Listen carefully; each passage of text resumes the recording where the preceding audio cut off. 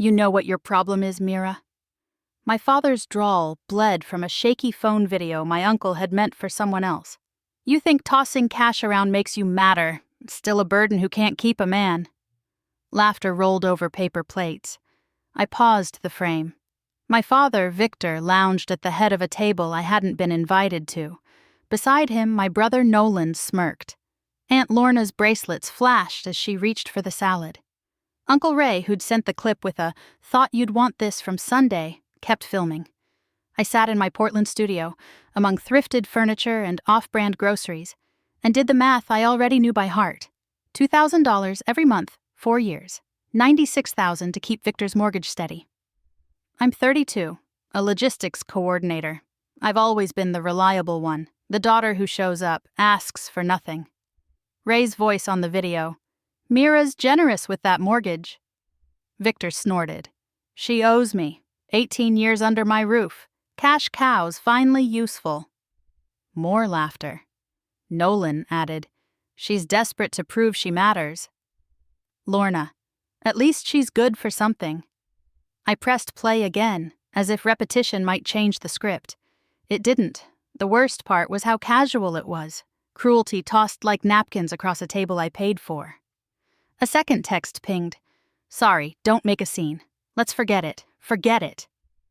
I opened my banking app, then my folder of confirmations. Every transfer, every terse, got it from Victor. I stared until the shaking in my hands settled into something colder. 12 days until the next payment. I didn't call, I didn't cry, I began a list. Names, dates, receipts, a plan. I slept with the phone face down and the video looping until dawn. I called the mortgage servicer, introduced myself as Victor's daughter, the one sending payments. Keys clicked. Accounts current, the rep said.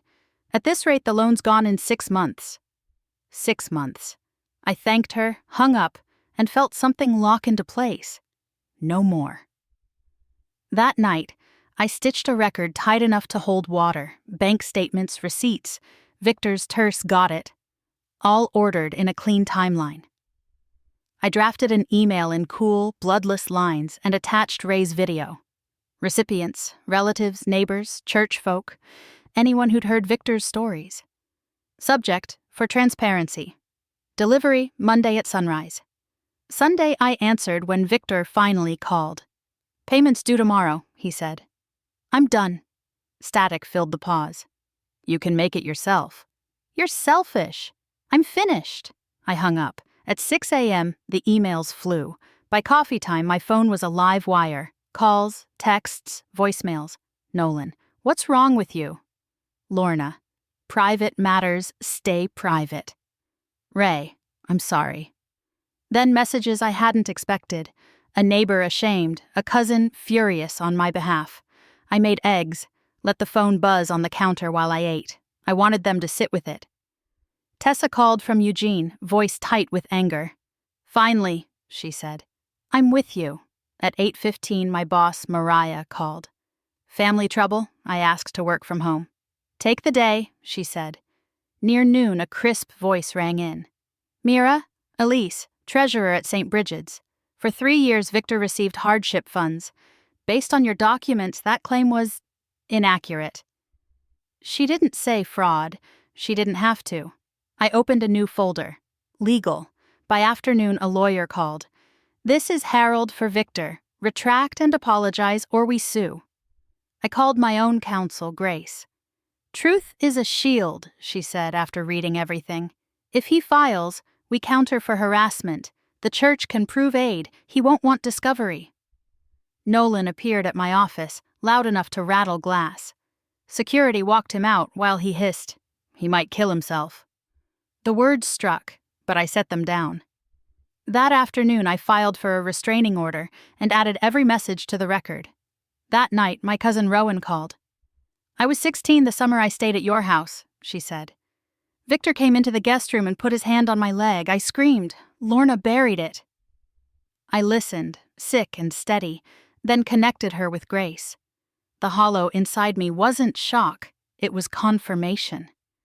Victor's attorney blinked first. A letter arrived. They'd drop everything if I would. Grace advised, yes. You've made the truth public, she said. Let the church pursue repayment, I agreed. 6 weeks later, the house went at auction. Victor moved to a dented trailer beyond the tracks. St. Brigid's secured restitution, probation followed. Nolan went silent. At work, Mariah slid a promotion over. You've carried weight for years, she said. I took it. Mornings I hiked Forest Park and let rain stitch ragged edges closed. I boxed my mother's photos, then opened a blank page. I wrote, "My name is Mira. Family is not a debt. Love is a practice, not a ledger." I stopped paying a bill that was never mine and started living one that is, at last.